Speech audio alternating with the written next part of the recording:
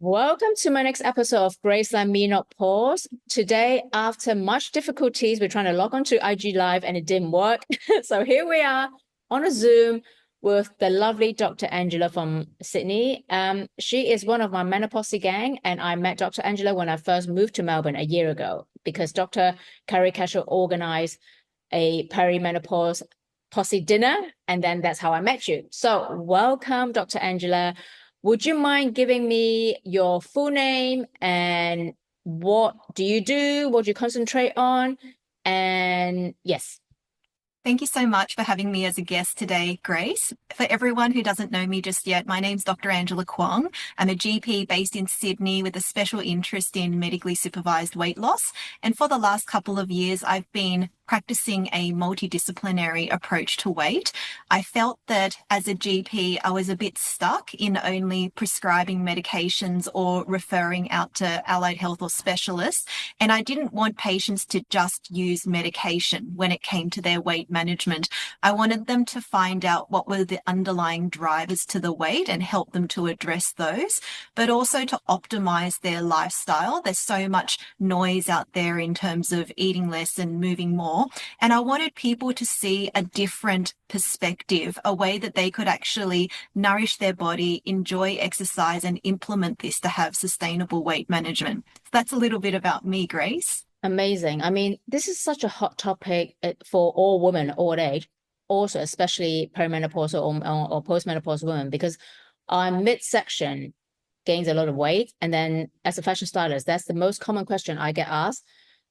Why is it during perimenopause or menopause that all the weights go through to the middle? That's a very good question, and I'm often asked by my patients, because they say the weight gain during perimenopause and menopause is different. It's not like when I was younger and I would just gain weight on the entire body, kind of symmetrically. Now, even if I can lose some weight, I still seem to have very lean arms and very defined calves, especially for those who are exercising. But what affects their self-confidence and self-esteem is the way that the body is shaped. And you're right in that during perimenopause and menopause, a lot of women say they can't quite do up their bra anymore. They can't quite zip up their pants. And it's all that central weight gain. So what actually happens during that time? Well, we know that it's actually got to do with our hormones.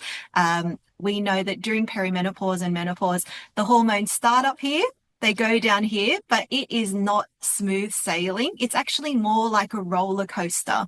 And every time you're having a dip in your female hormones, the estrogen levels, that can be a period where women will notice poor sleep, hot flushes, night sweats, joint problems, but also inside on a metabolic perspective, what they'll also notice is that my shape is changing. I can't do up my bra. I can't do up my pants. So what exactly is happening? We know that when the estrogen levels go down, women go through a period of increased insulin resistance, and that is what causes that change in shape. It's very, very frustrating for women, but it's often not the first thing that they will present with when they have a menopause consultation. I mean, how do we lose this belly fat? Because I have a bit of a muffin top, and it's just really hard to lose. And I refuse to do those intensive like starvation diet because that is not healthy. And often I find that when I was younger, when I was doing all those like crazy diets, it just doesn't work in long term. So, and a lot of people are jumping onto GLP-1.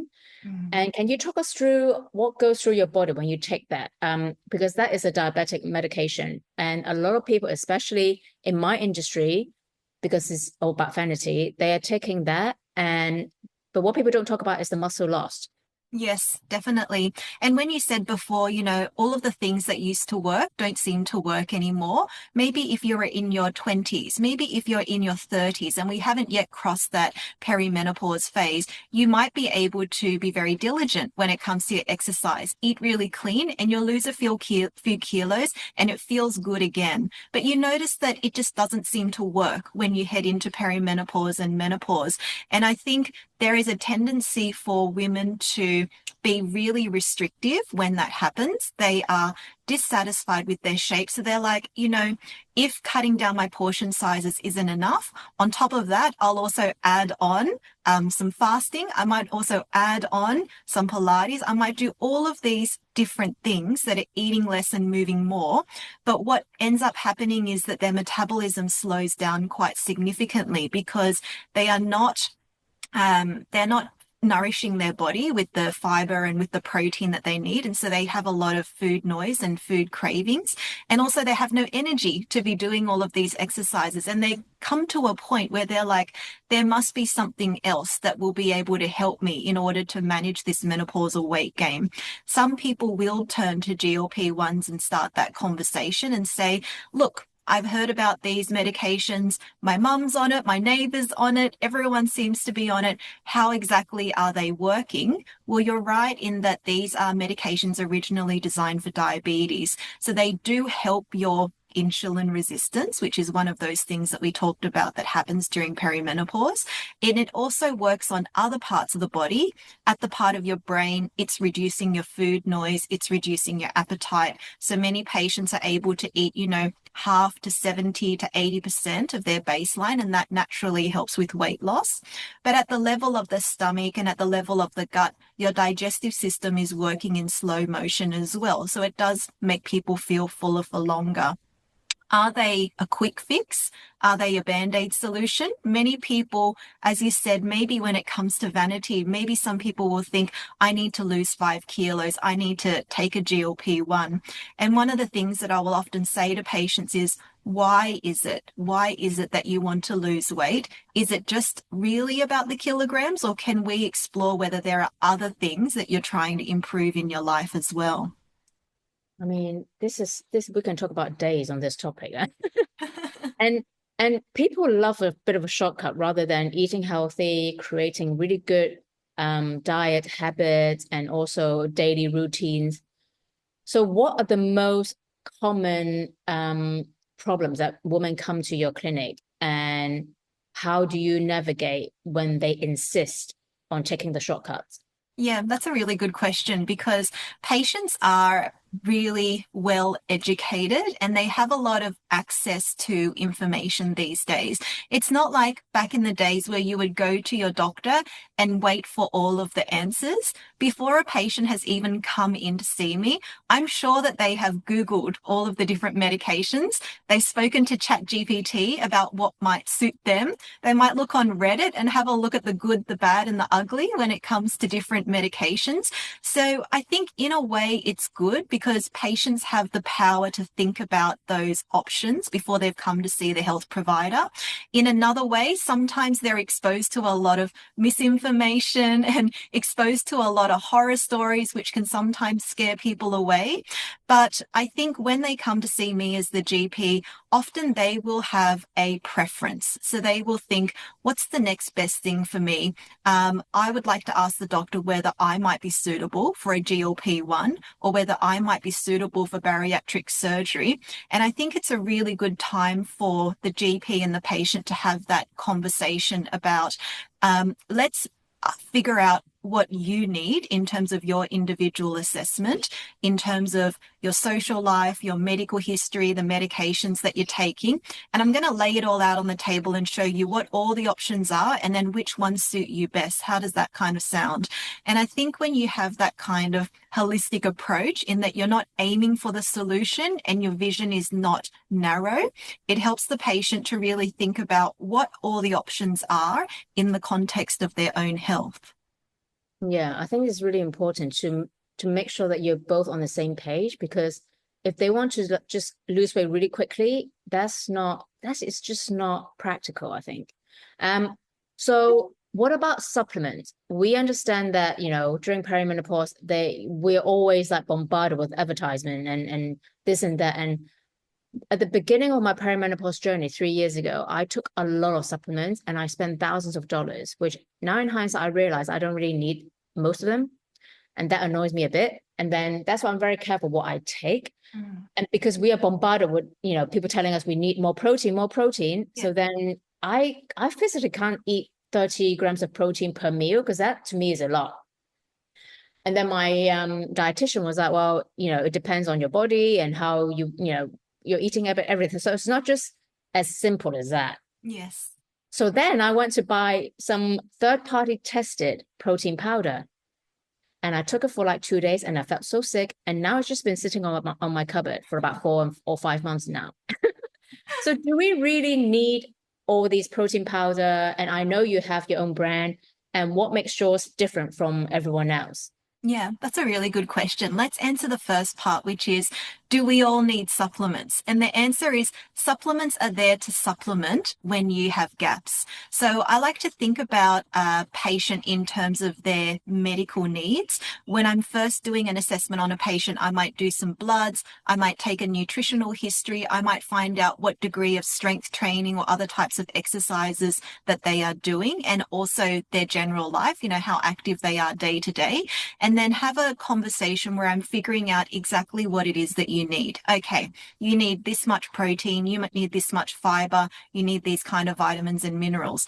And if the patient is actually quite wholesome, they like having a whole food diet, they're growing their own things on the farm, they're getting like fruit, vegetables, meat, grains, a bit of healthy fats, and it's quite balanced, they may not need any supplements.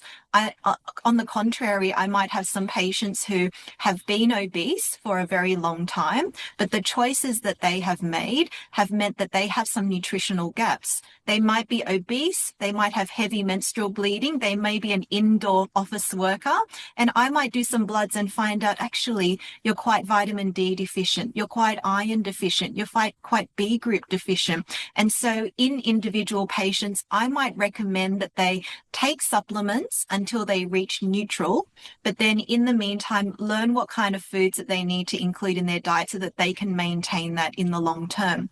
And that's the same when it comes to women going through perimenopause and menopause. We often say to women, to simplify it, if you're not having an individualized consultation, aim for a palm size serving at each meal. So that might be 2 eggs for brekkie, it might be a chicken sandwich, it might be fish with vegetables for dinner. So aim for a palm size serving proportional to your own size and proportional to your own palm. And if I can be completely honest, when I'm practicing as a GP and I take a dietary history, about like the average woman is having about 40% of her protein target. So if her protein target is about 100 grams, she's having about 40 grams per day. And the reason for that is a multitude of reasons. Some people don't like meat. Some people don't like plant-based protein. Some people are just too busy, or some people can't quite afford it. And meat is quite expensive to prepare and all the time involved for a couple of days a week. So that's where I might recommend protein supplementation. If this woman does have nutritional gaps, she's able to achieve 40 grams a day herself. She's able to have another 30 grams from like high protein yogurt, or having some nuts and seeds, or having some seeded crackers in her day, and that brings her up to 70, it still may be hard for her to hit that last 30 grams. And that's where I might recommend, all right, let's get you to have a protein shake or a meal replacement shake, or stir some collagen in your coffee when you're drinking that in the morning, just to get them a bit closer to their target. But in terms of supplementation, my vision is usually help people have healthy, sustainable habits in the long term, mostly from whole foods, and use supplements to supplement and just fill in nutritional gaps. And if you intake enough protein, does that help you to lose belly fat? Or is it depend? I mean, it's very personal, right? But in general, is that Yes. right? Unfortunately, having protein does not target belly fat specifically, but indirectly, protein can do many other things. So when you are closer to hitting your protein target, you'll notice that you feel fuller. Like, think about what it's like when you have 2 eggs for breakfast compared to having a bowl of cereal. There is that feeling of satiety. The other thing that's quite important is supporting your muscle mass. So for all of us going through perimenopause and menopause, our muscle quality and our muscle strength is gradually deteriorating day by day, and we do have a slightly higher protein requirement.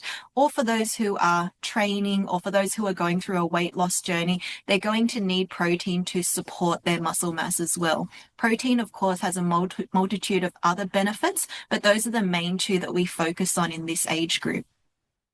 What about fasting? Because, I mean, we were told by different source that fasting is good for you. And I understand that actually fasting sometimes it actually works better for men because they've got less to deal with in Yes. terms of body hormones. I tried fasting at the beginning stage of my first year, and then my husband begged me to eat because I was so moody. I mean, is fasting suitable for perimenopausal women? It will depend on the individual. And what fasting does, it achieves a couple of things when it comes to weight management. So the first thing is, say, for example, you go to bed, wake up in the morning, skip your breakfast, skip morning tea, and go straight to lunchtime. So you have like a 12 to 15-hour fast. The benefit of that is that number one, you're not introducing any carbohydrates or any sugars where your body would need to process it. So I guess you could say that your hormones were in more of a sleep phase during that time. And of course, because you've missed your breakfast and because you've missed your morning tea, you're going to have less calories. So for some people, fasting is a great way to be able to simplify their calorie control and also an easy way for them to not have to have extra foods that they need to plan for as well. But what are the disadvantages of fasting? I think sometimes when people fast for too long, they might skip brekkie, morning tea, lunch, and then go straight to dinner. It means that they have very little opportunity to hit their nutritional targets. If you're waiting until the end of the day and you're one of those OMADs, one meal a day, you might really only have space to digest 30 grams of protein, and then you're still very deficient in terms of that other 70%.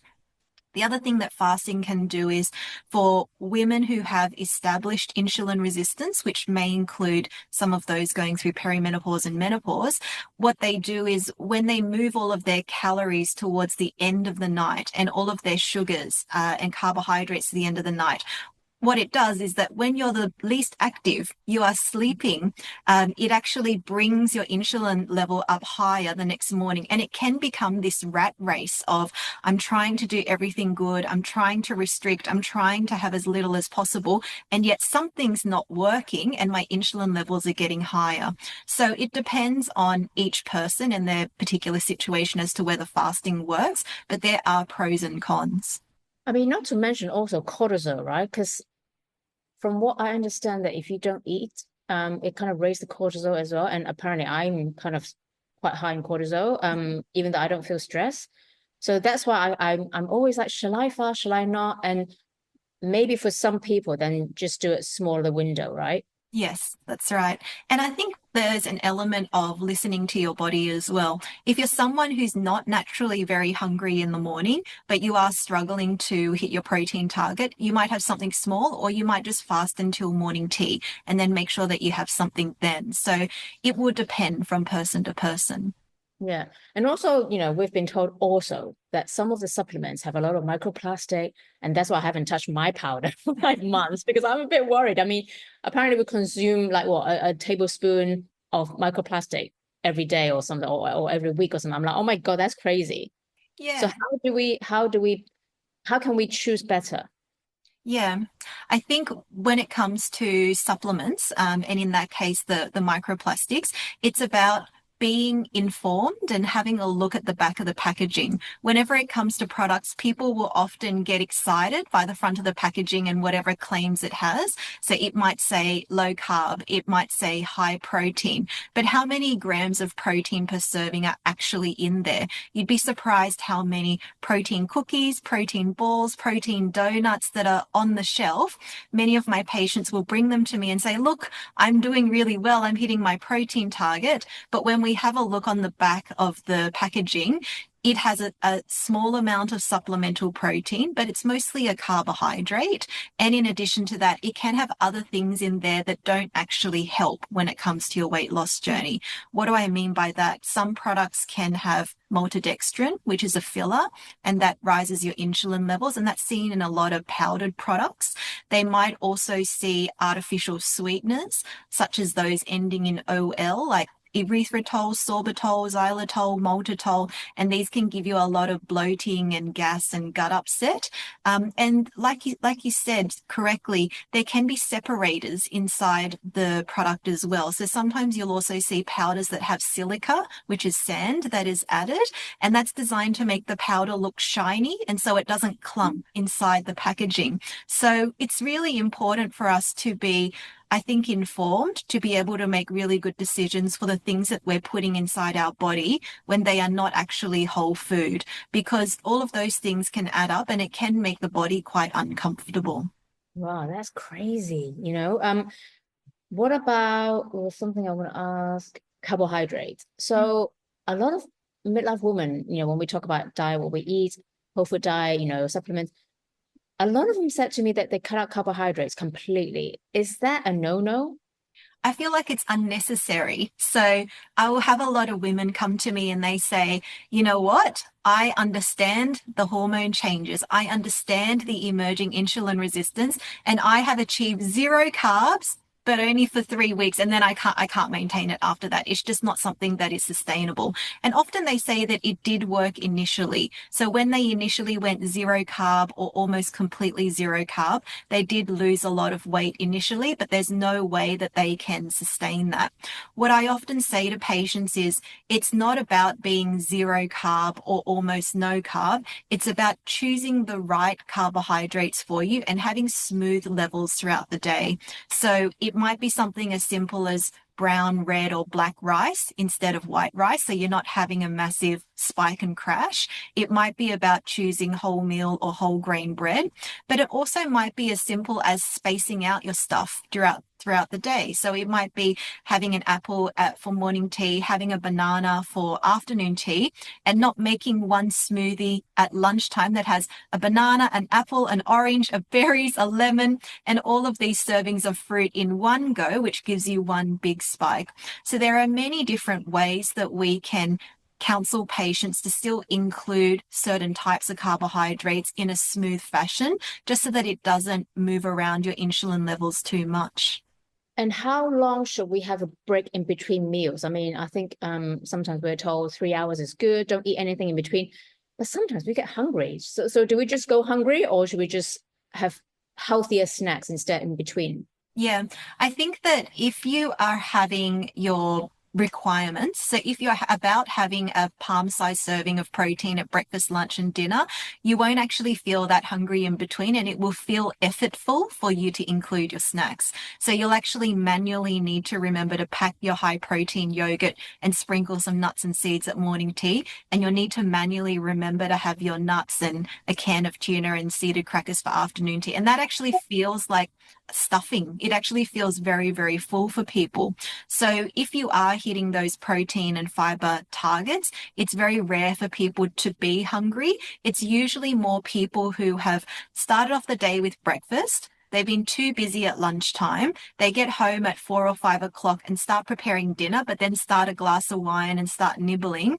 And then at dinner time, they don't feel like having a full dinner, so they end up having supper afterwards. They end up having hot chocolate, Tim Tams, and then they say, I'm eating very healthy, but I can't quite lose the weight. And when we have a look at the way the day has been shaped, there is a way to improve it for them. I always say people don't eat because your mouth is lonely. It's not good.